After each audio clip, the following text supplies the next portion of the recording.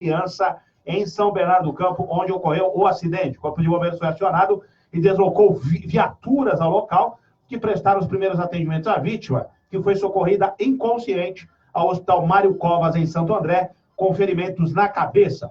Testemunhas afirmaram que a mulher passou mal enquanto estava no brinquedo, de acordo com o relato da assessoria de imprensa da cidade da criança. Agora, é fundamental também, né, Wander Simões, as pessoas vão...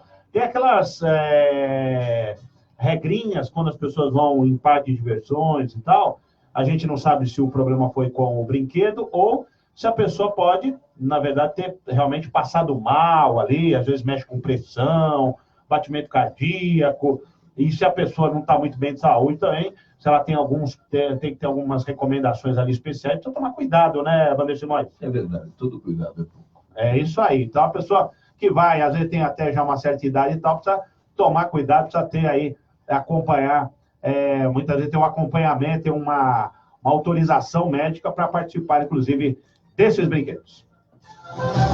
6h14 em São Paulo, e falando aqui da capital paulista, a obra de revitalização do Largo do Arouche, no centro de São Paulo, são suspensas pela Justiça. Uma decisão liminar, aquela que é tomada em caráter provisório, uma decisão da Justiça de São Paulo, suspendeu as obras de revitalização da Prefeitura da capital no Largo do Arouche, no centro da cidade. As intervenções são avaliadas em quase 4 milhões de reais, valor que seria arrecadado junto a patrocinadores privados. Decisão da juíza Paula Micheleto Comete, da 12ª Vara de Fazenda Pública da capital, prevê pena de multa diária de R$ 5.000, caso haja a continuidade das obras. O objetivo da liminar é a preservação do patrimônio público, já que, segundo a magistrada, é necessário um estudo detalhado, abrindo a possibilidade de realização de provas periciais diretas e indiretas para diagnosticar se, de fato, o projeto em tela causará danos ambientais e danos ao patrimônio histórico, cultural, artístico, arquitetônico e urbanístico do Largo do Arouche.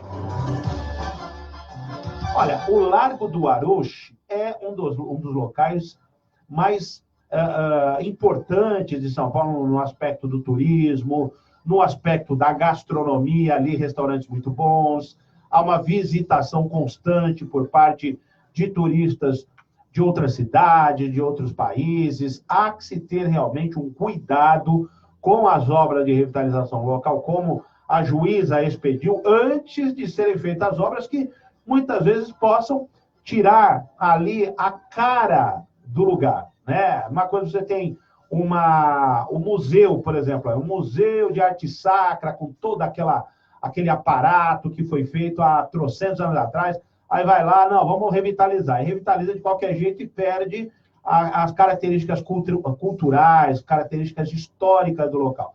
E esse cuidado precisa ter mesmo.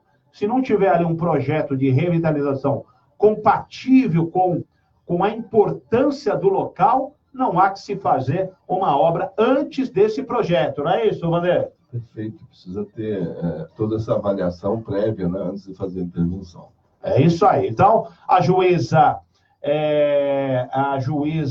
vou falar novamente o nome dela aqui, a Paula Micheleto Comete, da 12ª Vara da Fazenda Pública, então estabeleceu, inclusive, uma pena de multa diária de R$ 5.000, caso a prefeitura mantenha as obras no local. 6h17 em São Paulo, e a Jane Moura também aqui, viu, Neodonelis? Aqui participando com a gente, mandando boa noite, meninos. Beijo no coração. Aí, um beijaço pra Jane Moura também, obrigado pela audiência, viu, Jane? Beijaço também pra você.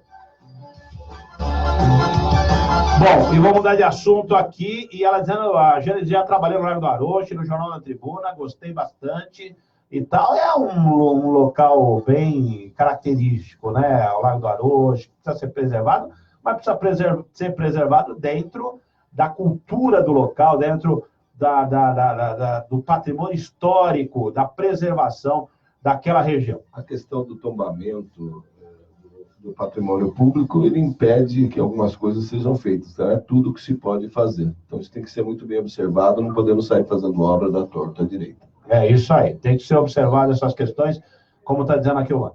6h18, o César Carlos dizendo, é muito engraçado, todas as obras da atual prefeitura municipal serem suspensas pelo Ministério Público. O que está acontecendo? Fica aí a minha pergunta.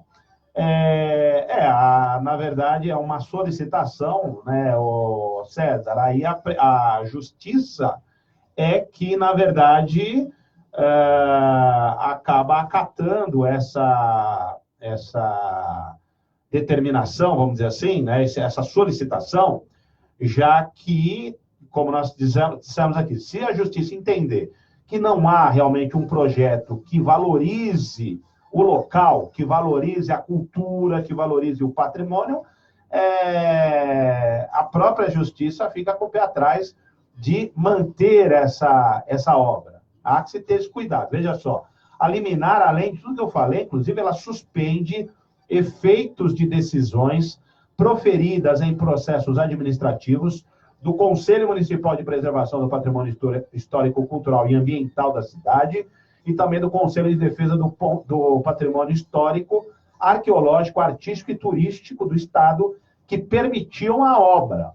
Agora, a Justiça, na verdade, assim, o CONDEFAT e o CONPRESP, que são os dois conselhos, são muitas vezes conselhos políticos. Estão ali para dar embasamento àquilo que a prefeitura muitas vezes está solicitando. Né? Agora, a justiça não vê por esse ângulo, né? Não vê pelo ângulo político, ela vê pelo ângulo daquilo que... existe um projeto, o projeto ele normatiza, ele garante aquilo que está sendo preservado dentro da estrutura da obra ou não garante? Se não garante, se tem ali um ponto de interrogação, a justiça fala, opa, estou dizendo do ponto de vista técnico, né? Se a juíza deu emitiu essa decisão liminar, e diga-se de passagem, é uma decisão provisória, né, Wander? Você que é mais ligado, mais afeito aí às questões jurídicas. Derrubada a qualquer momento. Exatamente. A sustentação da magistrada, o projeto, como ele foi elaborado, fere, agride, aí, causa danos irreversíveis ao patrimônio histórico. Ela teve todo esse cuidado, por isso a decisão liminar. Não pode esperar o tempo normal, existe o perigo do dano irreversível ao patrimônio, então ela dá essa decisão suspendendo as obras. Então, é uma decisão provisória, liminar, e que as obras podem ser retomadas a qualquer momento, desde que, por exemplo, a prefeitura apresente um projeto que vá ao encontro daquilo que a juíza está solicitando, que é um projeto justamente que valorize os aspectos culturais e patrimoniais do Largo do Aroche. E a Jane Moura falou tudo. Obrigado, Jane, pela participação. Marcos Eduardo dizendo, Renato, concordo plenamente com a juíza, por falar em revitalização. Ainda estou esperando a revitalização do Centro Antigo de São Paulo.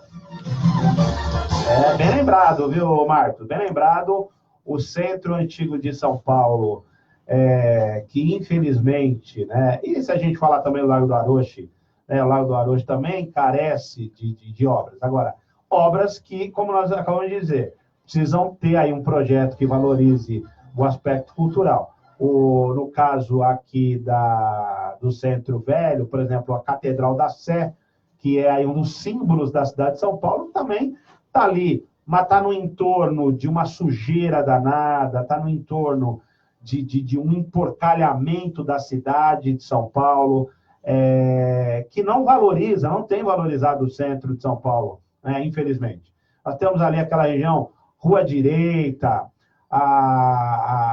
todo o entorno ali na Praça da Sé, né, Rua São Bento, a Rua Boa Vista, que vai até o encontro ali da Praça da Sé. Aí nós temos do lado também aquele lá onde tem os jesuítas ali, né, Wander? Largo São Francisco. Largo São Francisco, na faculdade, mais para a Rua Roberto Simonsen, não sei, ali onde tem aquela vista... o Pátio do Colégio. Pátio do Colégio, exatamente, estava me fugindo aqui, Pátio do Colégio. Também que merece essa preservação. Enfim, São Paulo merece essa preservação cada vez mais, né?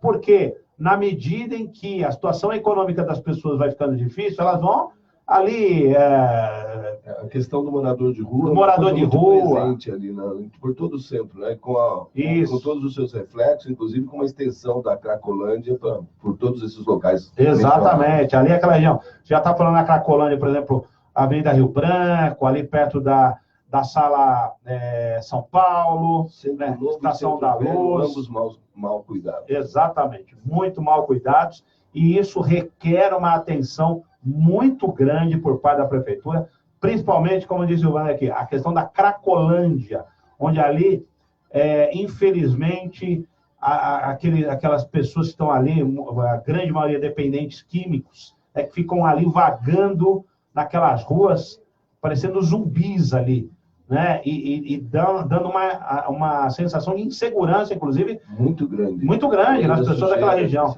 Né? Tudo mais. A gente sabe que é uma situação de difícil solução, mas há que se ter aí um projeto, algo que a prefeitura apresente para melhorar essas áreas centrais da cidade de São Paulo. 6h25, o Marcos comentando. Renato, pegando o gancho, ansioso na espera da inauguração do nosso lindo museu do Ipiranga reformado. E lá já faz tempo, Marcos? Realmente a ansiedade é grande. E parece que ainda vai um tempinho aí. Vai pelo menos mais uns 2 anos, viu? Vai aguardando, mas não fica muito de pé, não, que pode cansar. A situação lá ainda vai um tempinho aí. 6h25.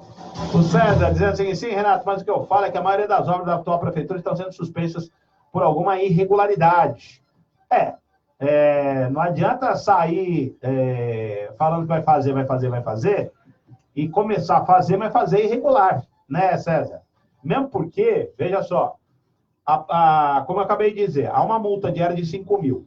Isso, ainda bem que a juíza já determinou que tem uma multa antes, inclusive, da prefeitura fazer.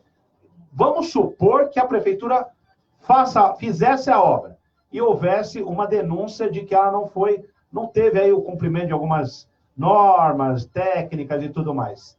Aí tem uma multa gigantesca para a cidade. Fora, além de mandar desfazer a obra, ainda vem uma multa para quem pagar? Para o cidadão de São Paulo pagar. Vamos supor, vem uma multa de 1 milhão, 2 milhões, 10 milhões, sei lá qual o valor. Isso acaba também sobrando para o cidadão que paga seus impostos e paga para quê? Paga também para pagar essas multas. Os impostos que nós pagamos paga também todo esse custo jurídico que vai que é mal versado, vamos dizer assim, por gestores que muitas vezes não sabem tocar um projeto, porque precisam ser seguidas regras básicas de construção, valorização do patrimônio e tudo mais. Tá certo? Como nós dissemos, tem uma questão técnica aí que precisa ser melhor avaliada e desenvolvida pela Prefeitura de São Paulo. 6h27, mudar de assunto, olha só, a Justiça manda apurar uma suposta fraude. Lembram do Roger Abdelmaci, né, que estuprava as pacientes? Então, a Justiça determinou que a Polícia Civil investigue uma suposta fraude do ex-médico Roger Abdelmaci para agravar sua situação clínica, obter prisão domiciliar e deixar a penitenciária 2 em Tremembé, interior de São Paulo. Ele teria tido a ajuda de um outro detento que é médico, olha a história, e atua na enfermaria da unidade. A Justiça, esse preso, negou que tenha participado. Roger, que tem 74 anos, foi preso por estuprar pacientes e condenado a mais de 180 anos de prisão. Ele cumpre prisão domiciliar desde 2017. A denúncia, que consta em um livro alvo de investigação, teria sido feita pelo detento Carlos Sussumo, que atua como médico na prisão em troca de remissão da pena dele. Na obra Diário de Tremembé, escrita pelo também preso Assir Filó, é atribuído ao médico Sussumo a afirmação de que a doença de Abdelmaci seria uma fraude. Diz aqui, tem um trecho aqui do livro, diz o seguinte: eu sugeri os remédios que causaram complicações cardíacas em Roger Abdelmaci a pedido dele. Fui eu que atestei sua situação clínica que o beneficiou com a prisão domiciliar em 2017. A doença de Roger é uma fraude, foi fabricada, é artificial. Ele não tem nenhum problema de saúde que uma simples medicação não resolvesse, diz um trecho atribuído a Carlos Sussumo no livro escrito pelo ex-prefeito de Ferraz de Vasconcelos, Assir. O detento escritor está preso desde maio de 2017 no presídio Famoso por abrigar detentos de casos de grande repercussão. Será que é possível isso, Wander Simões? É incrível como no Brasil a gente converte, eu digo, historicamente as pessoas convertem benefício em safadeza, né? Aproveitam o benefício que é da prisão domiciliar, aproveitem esse advento para fraudar e para arrumar um jeitinho de cumprir sua pena de uma outra forma, né? Até porque às vezes o cara também tem um alto poder aquisitivo, manda alguém depositar o dinheiro na conta de não sei quem. Parece que né? Aqui no Brasil, falou que é benefício, sempre tem uma fraude por trás. É incrível isso. Isso acontece com Bolsa Família, com programas sociais. Qualquer tipo de benefício, a gente sempre percebe que a presença da fraude, a presença da distorção da sua finalidade. Olha só, o próprio aqui, o médico lá da penitenciária, o tal do Sussumo, dizia que o Roger Abdelmaci, olha só a estratégia dos caras, ingeria água com sal constantemente para elevar a pressão arterial. A que ponto chega, né? Olha só que louco. Quer dizer, claro, o cara tá na prisão. Eu já vi história de trabalhador brasileiro cortar o dedo para pegar atestado médico. Trabalhava no açougue e passava o facão no dedo para não trabalhar. A que ponto chega a cultura da nossa sociedade? A cultura da safadeza, né? É uma coisa absurda. 6h30 em São Paulo. Inclusive, o livro, ele é alvo, esse livro lá que foi escrito justamente do Assir Filó, que foi ele que fez a denúncia, né, no livro, cita outros presos também lá, porque é uma prisão, só tem gente bacana lá. Ó. Alexandre Nardoni, Christian Cravinhos, Gil Rugai, Lindenberg Alves, Misael, aquele que matou a namorada, né? Enfim, os outros eu não falei, porque já Alexandre Nardoni dispensa apresentações, né? Sem dúvida. Dispensa apresentações. Cravinho, essa turma toda. Bom, e também o Richthofen, deve ser uma energia excelente nessa prisão lá. Não tem prisão com energia boa, mas essa daí é pior ainda, né? Bom, no final de junho, todos eles deixaram o presídio para prestar esclarecimentos à justiça sobre a obra. Um dos pontos que a justiça questionava era a postura do médico, aí, o Sussumo, que favoreceu o Abdelmaci. Ele foi interrogado sobre supostamente saber e ter ajudado na fraude dentro da unidade. São 6h31 em São Paulo e vamos falar também de esporte.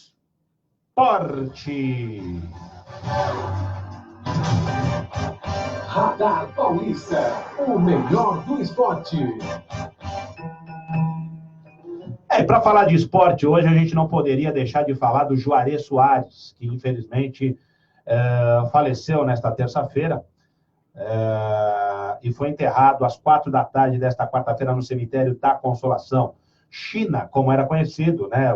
Muito conhecido de jornalistas, do público em geral, uma pessoa muito afável, muito carismático, né? Faleceu aos 78 anos de idade devido a um câncer de bexiga e intestino. Santa Casa de São Paulo informou que Juarez Soares deu entrada no pronto-socorro em parada cardiorrespiratória e que foram realizadas manobras de reanimação sem sucesso. O Juarez começou a trabalhar como jornalista em 1958, aos 17 anos, na Rádio Cultura de Lorena, interior de São Paulo, transmitindo jogos do campeonato da 2ª divisão.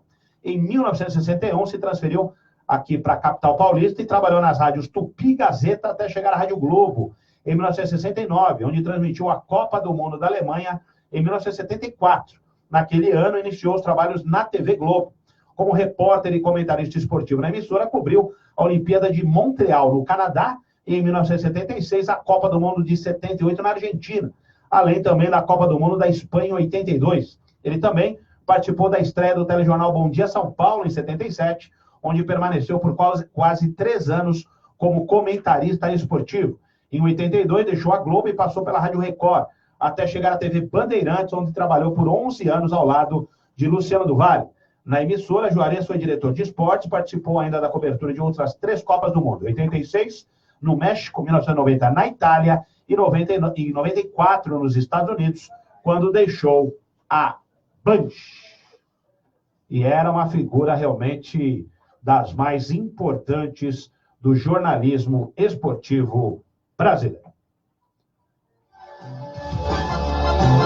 Lá se foi Juarez Soares. Tem alguma referência de Juarez Soares, Wander Simões? Ele passou por várias emissoras, né? Marcou presença muito forte no jornalismo esportivo. Comentarista, eu lembro muito de Juarez Soares, além do trabalho dele com Luciano do Vale, né? Também com Silvio Luiz, né? Silvio Luiz e Juarez Soares também faziam uma dobradinha realmente das mais importantes do jornalismo esportivo. E aqui também na Trianon, né, Neudo? A Neudo está informando também, importante, viu? Junto com o Garrafa aqui também na Trianon, o Juarez Soares também participou, deixando sua marca. Prata da casa aqui também da Trianon. Boa lembrança aqui do Neildo Neres também, trazendo essa informação pra gente. 6h35 em São Paulo, ontem pela Taça Libertadores de América nós tivemos 2 jogos, River Plate e Cruzeiro 0-0, e Palmeiras e Godoy Cruz, lá na Argentina, ficaram no 2-2. O Palmeiras começou mal, depois se recuperou, estava perdendo 2-0, se recuperou e empatou 2-2. Hoje nós temos Nacional do Uruguai e Internacional de Porto Alegre, daqui a pouquinho às 7h15 da noite em Montevidéu, né, no Estádio Parque Central. Às 9h30 da noite nós temos 2 jogos de brasileiros, Atlético Paranaense e Boca Juniors, às 9h30 da noite na Arena da Baixada, e Emelec e Flamengo às 9h30 da noite no Equador. 6h35 em São Paulo, vamos mudar de assunto aqui e falar dos acordos que estão sendo feitos com as mineradoras e vítimas da barragem de Fundão em Mariana, Minas Gerais. Homologação de 83 acordos pré-processuais entre a Fundação Renova e os atingidos pelo rompimento da barragem de Fundão da mineradora Samarco, aconteceu nesta quarta-feira em Mariana, Minas. Esta ação foi proposta pelo Ministério Público Estadual contra a BHP, Samarco e Vale, com o objetivo de reparar os danos socioeconômicos causados pelo rompimento da barragem. Os acordos que serão homologados são individuais, com valores específicos para cada atingido ou seus representantes. As vítimas que participaram do acordo são excluídas de uma ação coletiva que ainda tramita na Justiça. Além das 83 famílias que correspondem a 212 pessoas que já aceitaram esse acordo individual, outras 240 também já haviam fechado ações individuais com a Renova. Os valores variam de R$10 mil até R$3 milhões. E, em seguida, as vítimas receberão as indenizações em suas contas bancárias. O rompimento da barragem de Fundão aconteceu em novembro de 2015 e matou 19 pessoas. Cerca de 51 milhões de metros cúbicos de lama destruíram o distrito de Bento Rodrigues e atingiu rios em Minas e Espírito Santo, deixando milhares de pessoas sem água e sem trabalho. Cerca de 22 pessoas e 4 empresas respondem na Justiça pelo desastre ambiental. Das 900 famílias atingidas pela tragédia na região de Mariana, a maioria ainda não foi indenizada pelas mineradoras. Olha, estão saindo aí esses acordos, Wander, e isso vai mostrando que a Justiça está atuando ainda. A gente fala tardiamente, às vezes, né? Mas essa aqui foi 2015, 2019. Se pensar em rever, né, aí a celeridade da Justiça, porque a gente está falando de um desastre, uma catástrofe, uma tragédia que ocorreu em 5 de novembro de 2015. Sem dúvida. Nós estamos em 2019 e as pessoas ainda sem a prestação, sem a resposta do Estado, sem a prestação jurisdicional devida.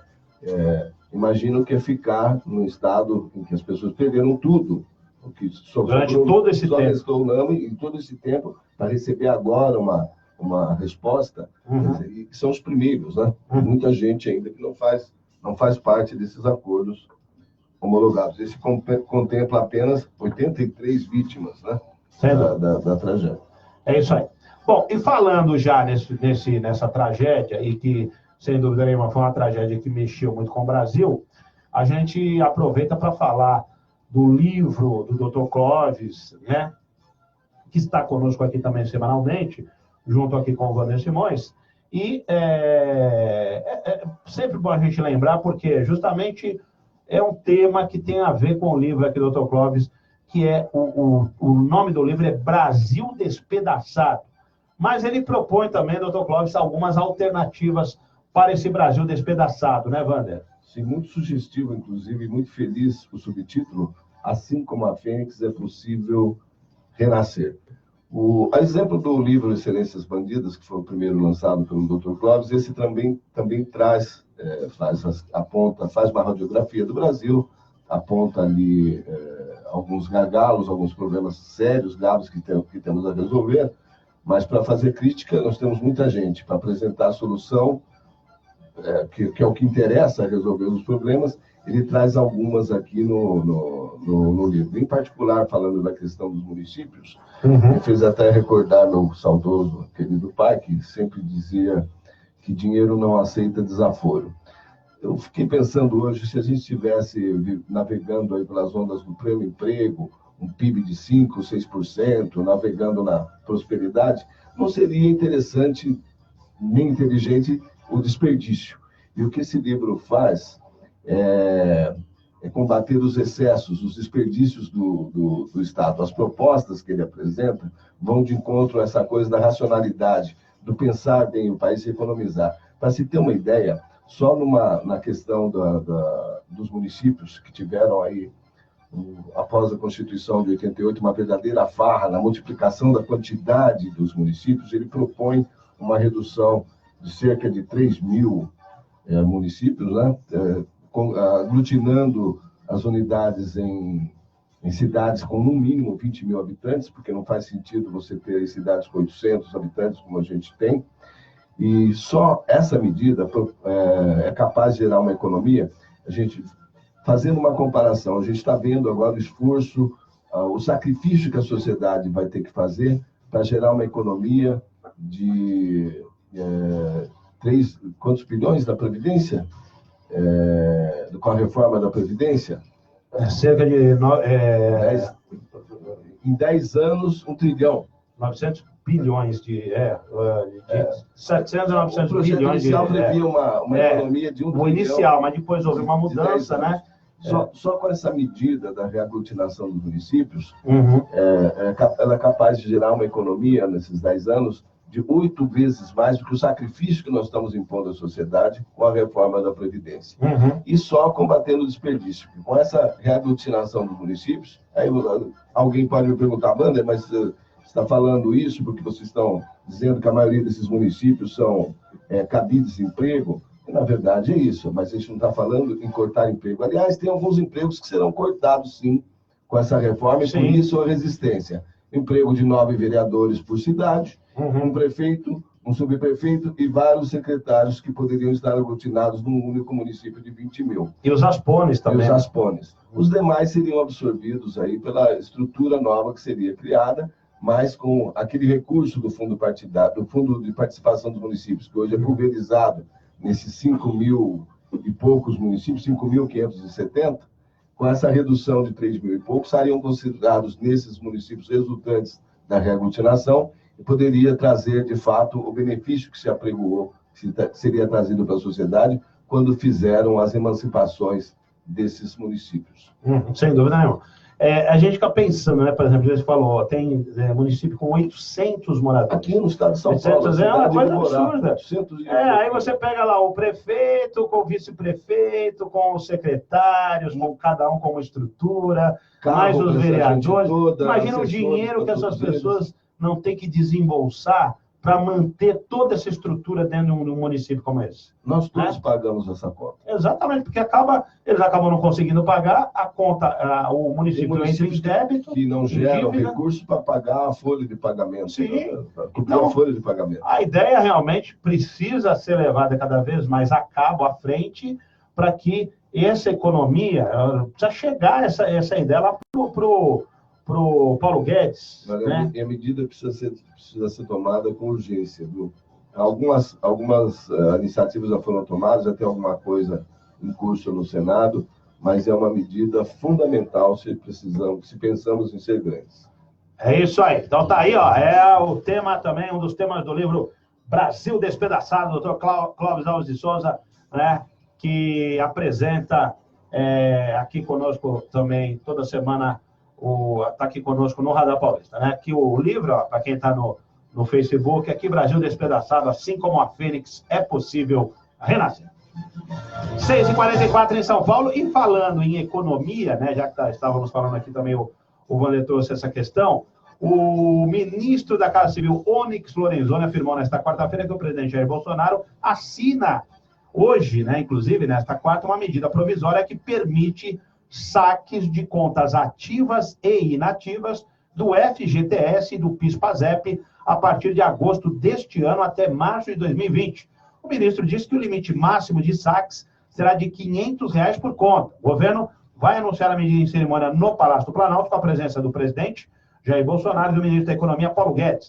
O ministro Onyx Lorenzoni falou sobre a medida em uma entrevista a uma rádio nesta manhã. Onyx afirmou ainda que a medida vai injetar 30 bilhões de reais na economia neste ano e 10 bilhões de reais no ano que vem. De acordo com o ministro, todos os trabalhadores poderão retirar recursos a partir de agosto. Ele disse, né, o ministro Onyx Lorenzoni, todos os trabalhadores, sem exceção. E será uma coisa opcional. O trabalhador tem toda a liberdade de usar este recurso ou não, de acordo com a necessidade do trabalhador. Uma medida interessante, né, para gerar mais recursos, também fazer girar a economia, né, Wander? Além do que, o FGTS, de alguma maneira, está lá parado. O trabalhador normalmente não usa esse dinheiro enquanto ele não sai da empresa, né? Então, acaba sendo uma medida, do ponto de vista... eu queria dizer necessária, mas eu olho isso com muita cautela, com muita preocupação, porque a gente está criando artifícios para uma... lógico, na ânsia de aquecer a economia, mas que isso se esgota também e é preciso que outras medidas sejam tomadas, que as reformas que o país tanto clama aconteçam, porque amanhã essa reserva acaba. E o que nós vamos queimar? Qual é a próxima gordura? É isso aí, bem lembrado, e tem esse adendo, né? Tem esse senão aí, vamos dizer, que não pode ser só isso. O governo federal precisa continuar implementando outros projetos, exatamente. Isso é uma medida paliativa. Mas o país precisa gerar emprego, precisa melhorar. Na verdade, esse dinheiro é uma reserva para o trabalhador no caso de uma perda temporária do trabalho. É um fundo de garantia pelo tempo do serviço prestado. Ele usa agora para aquecer a economia, amanhã, quando ele perder o emprego, cadê a reserva dele? Inclusive, eu diria até o seguinte, esse dinheiro poderia ser usado num momento talvez até mais produtivo do trabalhador, quando, por exemplo, com a economia aquecida, ele pudesse investir esse dinheiro. Porque esse dinheiro, você sabe que é muito mal investido, inclusive pelo governo federal. É um dinheiro que fica lá, rende muito pouco. E, de repente, o trabalhador tendo acesso a todo o valor, bem que aqui nós vamos ter aí... Momentaneamente pode fazer a diferença para muita gente. Não vai fazer diferença. Senão, essa preocupação com agora, exatamente. Agora, ele poderia ser usado mais produtivamente, é isso que eu quero dizer. Né? Quer dizer, o cara usar isso eu quero, de repente, adquirir um imóvel, eu quero... E aí ele acaba, como você está dizendo, usando para tapar buraco de dívida e além de não girar a economia, vai pagar dívida, isso que é o pior ainda da história. 6h47. Bom, e teve na semana passada, viu, Wander, você que também domina bastante a arte do direito, o recurso, uma decisão do presidente do Supremo Tribunal Federal, Dias Toffoli, que suspendeu investigações relacionadas a dados financeiros e fiscais ligados ao COAF, o Conselho de Controle de Atividades Financeiras. Aí a Procuradora-Geral da República, Raquel Dodge, apresentou um recurso contra essa decisão do presidente do Supremo, né? Justamente para acolhendo um pedido da defesa do senador Flávio Bolsonaro, no caso a decisão do Dias Toffoli, né? E a Raquel Dodge foi contra essa decisão, né? De suspender investigações nas quais dados financeiros e fiscais tenham sido compartilhados por órgão de inteligência sem autorização judicial. E isso deve reforçar o movimento pela antecipação do julgamento da questão na corte, né? Esse recurso da Raquel Dodge tem como objetivo justamente ir contra essa decisão do presidente Supremo. A consequência imediata é que antecipa a decisão a respeito dessa questão pelo Pleno do Supremo. Aliás, eu queria apontar aqui que está me surpreendendo muito, embora ele esteja fazendo o seu papel, mas está me surpreendendo bastante positivamente a atuação da Procuradora-Geral da República, Raquel Dodge. Até porque você sabe que está para vencer aí o mandato dela também, né? Está terminando. Está terminando, então ela tem que fazer um bom trabalho aí nos minutos finais, se é que ela vai ser reconduzida. Uma decisão assodada, como foi o caso do seu antecessor, que na pressa de dar as suas flechadas, cometeu aí alguns deslizes, né? Então, alguns bandidos aí conhecidos escaparam por conta da falha na condução da questão.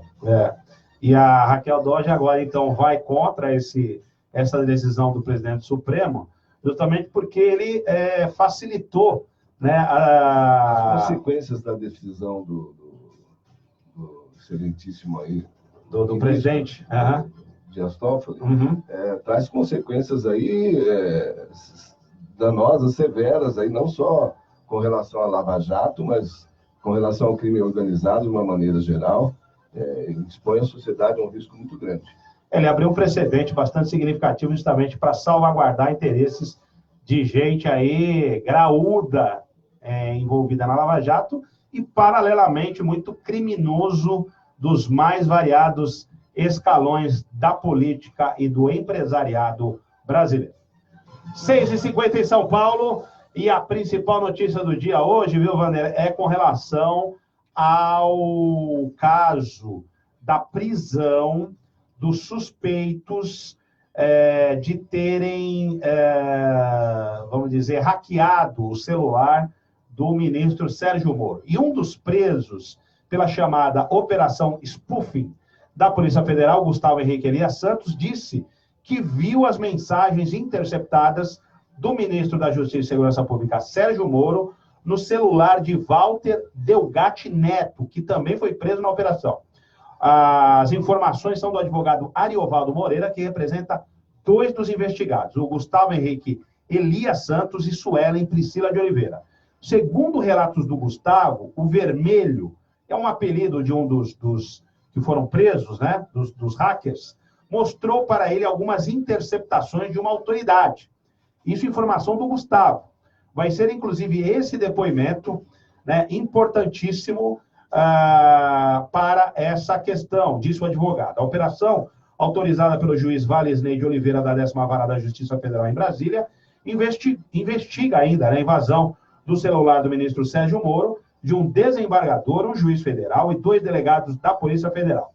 A operação foi deflagrada nesta terça-feira nas cidades de São Paulo, Araraquara e Ribeirão Preto.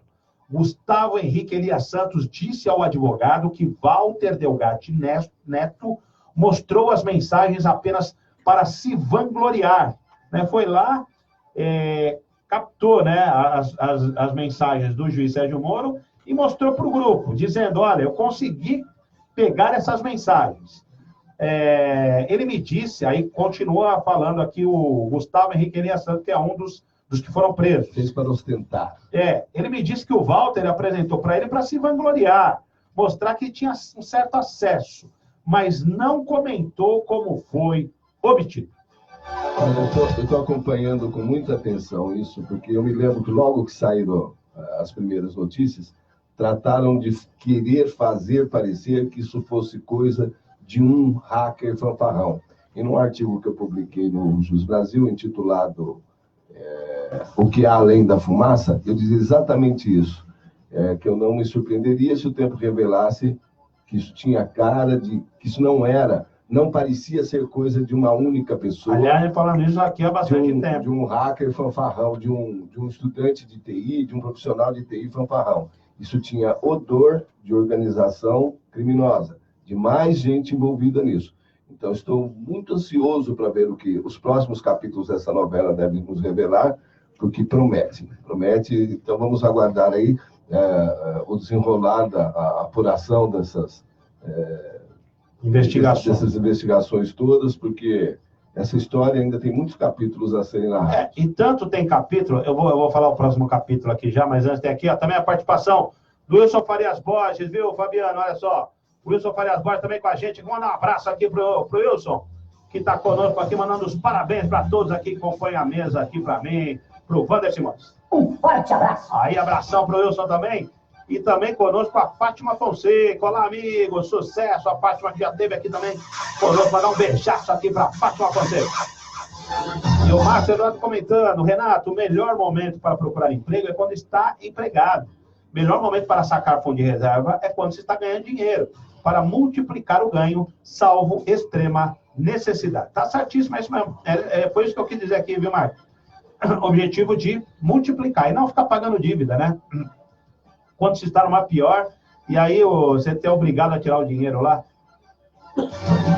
para poder, né, deu uma falha aqui, para poder pagar a dívida, aí não vale a pena tirar dinheiro do FGTS, né? Mas infelizmente é a situação do brasileiro hoje. Às vezes o cara não tem o que comer, vai ter que tirar o dinheiro do FGTS. Fazer o quê? Infelizmente é a situação do país. Então eu vou falar aqui da segunda parte aqui desse negócio do Moro, né? Da invasão no celular de autoridade, porque inclusive o Paulo Guedes teve o ministro da Economia também teve o celular invadido ontem. A deputada Joyce Hasselman também. Também a deputada, enfim. Olha só, a Polícia Federal, agora há pouco deu uma informação, é o seguinte, foram feitas aí, inclusive agora há pouco, a Polícia Federal estava dando uma entrevista coletiva, né? E informou o seguinte: foram identificadas movimentações suspeitas nas contas de 2 dos 4 investigados na operação que apura a invasão de celulares do ministro Sérgio Moro. Os detalhes constam nessa decisão do juiz Valdinei de Oliveira, que autorizou a prisão de 4 pessoas, além de buscas e apreensões. Segundo a decisão do juiz, o relatório da PF sobre as investigações demonstra que 2 investigados movimentaram juntos mais de 627 mil reais entre março e junho deste ano.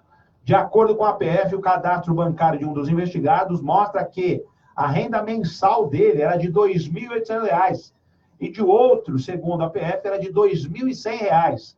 Para o juiz, há fortes indícios de que os 4 presos na operação se uniram para violar sigilo telefônico de autoridades. De acordo com o juiz também, eles são investigados por terem invadido os celulares do desembargador Abel Gomes, do TRF2, do juiz federal Flávio Lucas, que é da 18ª Vara Federal do Rio de Janeiro, e dos delegados da Polícia Federal Rafael Fernandes de São Paulo e também Flávio Reis de Campinas. Isso só reforça a tese de que isso não é uma brincadeira. É uma organização criminosa. É um crime encomendado. Sem dúvida nenhuma.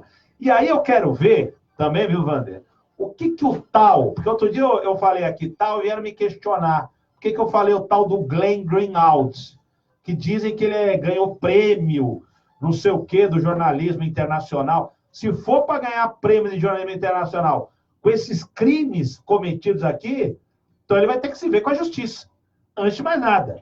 Esse vai ser talvez o último capítulo dessa história.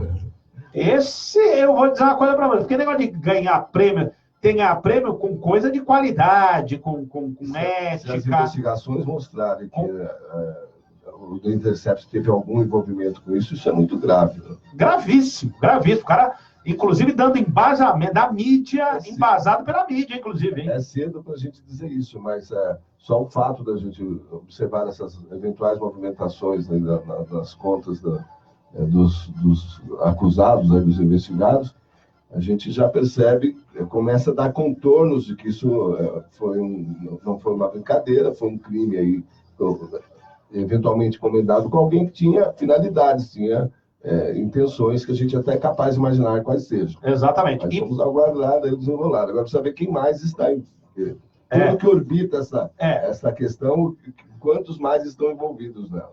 Foi o que eu falei aqui, e a imprensa dando guarida para esse tipo de coisa. A imprensa que eu quero dizer, não é de repente você colocar lá uma matéria, olha, tem uma matéria aqui que, olha, pode ser e tal. Meticulosamente. Vamos prestar atenção. Agora, não botar manchete, olha, né, como se o Glenn Greenwald, agora... Conhecido como Verdevaldo, não? Agora é o cara que, com base em informações de criminosos, tenta desarticular o ministro da Justiça, que foi um dos juízes que mais combateram a corrupção na história deste país. 6h59, a gente é obrigado a ir embora, mas tinha mais informação aqui para falar do Glenn Greenwald, né? Eu vou só falar no final, Raquinho, a gente já vai falar de você aqui no final. Essa matéria aí desse sujeito aí, a gente para uma próxima. Isso aí, infelizmente, não vamos dar, né? Mas bacana, é legal o que você fez, agora tá bacana. Bom, a gente vai embora aqui, Fabiano, vamos embora. Só informar também que o Rutger Hauer, ator de Blade Runner, morreu também, infelizmente, nesta quarta-feira, aos 75 anos de idade, né? Infelizmente, a morte do ator de Blade Runner, né? O Rutger Hauer, eu me lembro do filme também A Morte Pede Carona, com o Rutger Hauer, fez muito sucesso nos anos 80. Bom, e a gente, infelizmente, com essa notícia do Rutger Hauer, a gente vai embora, né, Wander? Muito obrigado pela participação hoje. Passou rápido demais hoje. Passa muito rápido. Muito obrigado, Raquinho. Hanna, obrigado. Dá um tchau aqui rapidinho que a gente vai embora. Eu sou muçulmano aqui no São Paulo, 44 anos. Chamo todo mundo para filosofia muçulmana. Tudo bonito, tudo lindo. Paz e amor. Salam aleikum. É isso aí, paz e amor. A gente vai embora. Radar Boleta. Aqui. Uma realização de Radar, conta com os apoios de reserva cultural, mais espaço, lazer, telecomunicação. Fica agora com a hora do Brasil. Depois Paixão Lusa com o Quintal, que está aqui conosco, né, Quintal? Valeu, obrigado pela audiência, pela presença. E até amanhã, se Deus quiser. Tchau naquela, muita coisa. Valeu, pessoal. Grande abraço. Valeu. Tchau, tchau. Esse aqui? Alcorão é brasileiro. Eu sou representante da comunidade muçulmana aqui no Brasil. Estou aqui 44 anos.